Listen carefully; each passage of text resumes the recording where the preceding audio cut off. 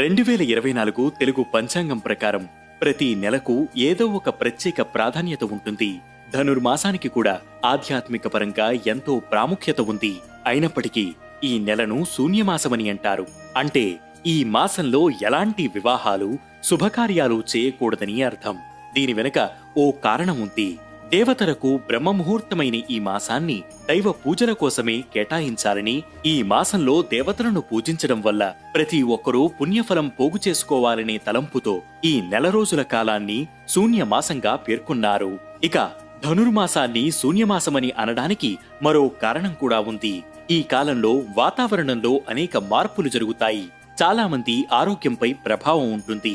అందుకే శుభకార్యాలకు మానసికంగా, శారీరకంగా సిద్ధంగా ఉంటారు. అందుకే